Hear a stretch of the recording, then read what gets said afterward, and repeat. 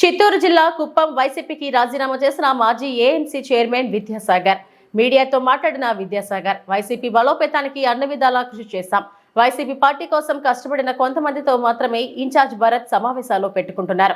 Kuppam municipal vice chairman Munuswamy మరియు ఆయన తల్లి 15వ వార్డ్ కౌన్సిలర్ ను సస్పెండ్ చేయడం విడ్డూరంగా ఉంది.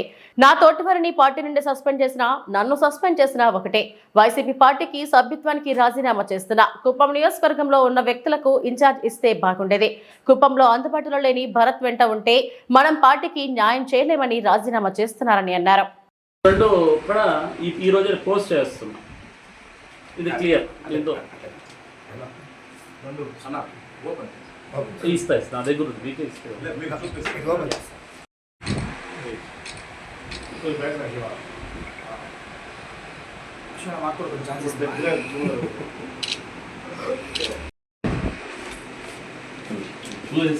పార్టీలోని కొంతమంది గ్రూప్ రాజకీయాలు చేస్తూ కార్యకర్తలు బ్రెయిన్ వాష్ చేస్తూ కొన్ని గ్రూపులు క్రియేట్ చేసి రెచ్చిపోతున్నారు. ఆ నియోజకవర్గ నాయకులు టార్గెట్ చేస్తూ తీవ్రవాదులు, ఎంత వర్స్ట్ పదం ఇది తీవ్రవాదులు అంటే ఈ పార్టీ కోసం ఖర్చులు పెట్టుకొని కేసులు తెచ్చుకొని ఇబ్బందులు పడి అన్నీ చేస్తే తీవ్రవాదులు. సో వీళ్ళ స్వార్థం కోసం పార్టీని అమ్ముకుంటూ ఈ వివరాలు పోతాయి అనేసి పెట్టాడు. గ్రూప్ రాజకీయాల గురించి చెప్తున్నాడు. దీనికి ముందు గ్రూప్ రాజకీయాలు లేవా గవర్నమెంట్ ఉన్నప్పుడు? అప్పుడు సస్పెండ్ చేసేది, అలాంటప్పుడు సస్పెండ్ చేసేది. గవర్నమెంట్ ఉన్నప్పుడు సస్పెండ్ చేయాలి, గవర్నమెంట్ లేనప్పుడు వీళ్ళు సస్పెండ్ చేసేది ఏంటి? అసలు పార్టీకి పనిచేయడం నాయన అని కాళ్ళు చేతులు పట్టుకునే పరిస్థితులు ఉంటాయి అపోజిషన్స్లో. గవర్నమెంట్ ఉన్నప్పుడు సస్పెండ్ చేయకుండా ఇప్పుడు సస్పెండ్ చేయడం అంటే ఒకటి నేను కూడా ఇప్పుడు ఒక మనిషిని అయితే ఖచ్చితంగా మనసులో తీసుకోవాలా. వాళ్ళ నాన్నగారు స్వర్గీయులు చంద్రమౌళి సారు రాజకీయం చేసినట్లు వీళ్ళకి ఎవరికి చేస్తారని చేత కాదు. మేమంతా కూడా అప్పుడు కష్టపడిన కారణం ఏమంటే ఆయన దగ్గర పనిచేసినాం కాబట్టి, ఆయన విలువలు ఉంది కాబట్టి అతని దగ్గర పనిచేసినాం. మా దరిద్రమో లేకపోతే పార్టీ దరిద్రమో తెలియదు కానీ కరెక్ట్గా ఆయన క్యాన్సర్ రావడం, ఆయన చనిపోయే స్థాయికి ఇంక ఈయన రావడం ఈయనకి తెలియదు.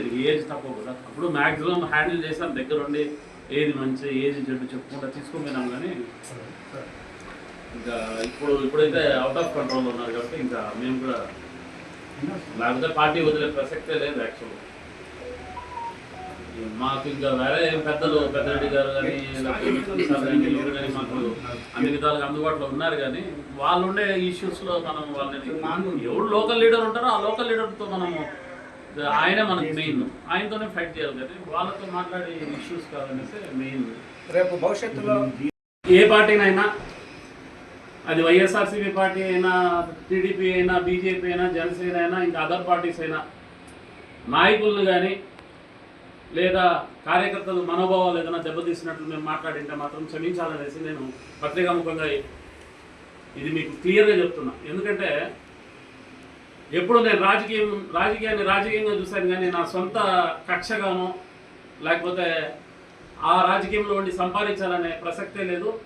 బిజినెస్లు చేసుకుంటే ఏదో బతుకుతా ఉన్న ఫ్యామిలీ, మేము ఎంప్లాయీస్ బ్యాక్గ్రౌండ్ ఉండే ఫ్యామిలీ. కానీ రాజకీయాల్లో సంపాదన చేసుకునే ఏమీ లేదు కాబట్టి అలాంటి అపోహలు మా మీద లేదు. అలాంటి జైలుకు పంపించే ప్రక్రియ మా మీద జరగటం లేదు. కాబట్టి దయచేసి ఏదైనా మేము మాట్లాడింటే పార్టీ స్టాండ్తో మాట్లాడతాం. ఏ పార్టీలో పనిచేసినా, ఆ రోజు తెలుగుదేశంలో పార్టీలో పనిచేసినప్పుడు కూడా ఖచ్చితంగా ఆ రోజు లక్ష్మీపార్వతి గారిని, మోహన్ బాబుని, రాజశేఖర్ రెడ్డి గారిని అందరినీ అడ్డుకున్న పరిస్థితులు ఉన్నాయి. అది మా బ్యాచే. సో ఇటు సైడ్ వచ్చినప్పుడు కూడా పార్టీ కోసం పనిచేసామే కానీ ఏది వ్యక్తిగతంగా పనిచేయలేదని మాత్రము క్లియర్గా అయితే మేము చెప్పదలుచుకుంటున్నాం. నెక్స్ట్గా ఏ పార్టీలో ఉన్నా ఆ పార్టీ కోసం న్యాయంగా 100% మా వద్దు ఎంత సహకరించి మా చేతుల్లో పని చేయగలుగుతామో అంత పని మేము చేయగలుగుతామనే ఒక సత్తా ఉన్న నాయకులే మేము. కాబట్టి అది ఎవరికి వాడుకోవాలనిపిస్తే వాళ్ళ విధి విధానాలు బట్టి మేము కూడా ఆలోచించి పార్టీలో ఖచ్చితంగా స్టాండ్ తీసుకుంటాం. దీంతో ఏమీ మార్పు లీడర్షిప్ ఎవరైతే ఉండి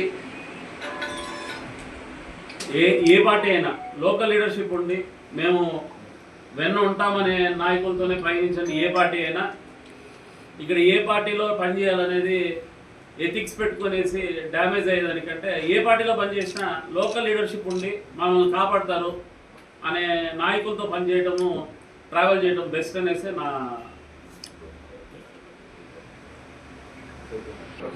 డెఫినెట్గా ఇప్పటివరకు ఒక లీడర్షిప్ లీడ్ చేసిన వ్యక్తులు మేము. ఏ పార్టీకి అవసరమైతే ఆ పార్టీ నిర్ణయాలు బట్టి ఆ పార్టీలో ఉండే మా సముచిత స్థానం చూసుకుంటూ ఖచ్చితంగా ఎప్పుడు పబ్లిక్లోనే ఉండాలనుకుంటా ఉన్నాం. కాబట్టి ఇది రాజకీయ సన్యాసం అయితే కాదు. ప్రాపర్ రాజకీయాలు చేయలేకపోతున్నామనే ఒక బాధతోనే బయట పోవడం జరుగుతూ ఉంది. కానీ ఇప్పుడేమో కొత్తగా గవర్నమెంట్ వచ్చింది, గవర్నమెంట్లో వెళ్ళిపోతే పనులు చేసుకుంటామనే వ్యక్తి అయితే నేనైతే కాదు. నేను 2017లోనే చంద్రబాబు నాయుడు గారు సీఎంగా ఉన్నప్పుడే పార్టీ రాజీనామా చేసి నేను వైఎస్ఆర్సీపీలో పార్టీలో వచ్చిన అందరికీ తెలిసి వచ్చిన తర్వాత ఈ కుప్పంలో నేను స్టేట్లో లేకపోతే డిస్ట్రిక్ట్ దాని గురించి నేను పనికిరాని మాట్లాడదలుచుకోలేదు. కుప్పంలో మేము అంటూ ఒక గుర్తింపు తెప్పించాము. పార్టీలో కష్టపడతాము, ఎలా కష్టపడతాం హానెస్ట్గా అనేది మాత్రం క్లియర్గా ప్రూవ్ చేసుకున్నాం. కాబట్టి ఖచ్చితంగా మేము ఏ పార్టీ మాకు కరెక్ట్ అనిపిస్తుందో ఆ పార్టీలో నిర్ణయం తీసుకొని ఇంకా అందరితో లేదు, ఇంకా అలాంటివి ఏమి ఉన్నా కార్యకర్తలను కాపాడుకొని పోవటం, పార్టీ బలోపేతం చేసేదే మా పని తప్ప మేము వేరే అన్యత వేరే ఏది మేము వేరే దాంట్లో ఇన్వాల్వ్ అవుతాం. మాకు వాళ్ళ పర్సనల్ థింగ్స్ కానీ లేకపోతే పార్టీ పర్సనల్ అఫేర్స్లో కానీ ఇలా దాంట్లో దేంతో ఇన్వాల్వ్ అవుతాము. ఏ పార్టీలో పనిచేసినా క్లియర్గా ఆ పార్టీకి పనిచేస్తాం. కాబట్టి ఈవెన్ జేఎన్ శ్రీనివాస్ ఉన్న కూడా నాకు కాల్ చేయడం జరిగింది, మాట్లాడడం జరిగింది. చూద్దాం. ఇంకా నాకు ఇంకా చాలా మంది ఉన్నారు. ఇప్పుడు నేనే ఫస్ట్ అక్కడక్కడ వైఎస్ఆర్సీపీలో ఫస్ట్ స్టెప్ టీడీపీ నుంచి కాలు పెట్టింది వైఎస్ఆర్సీపీలో నేనే ఫస్ట్ లీడర్.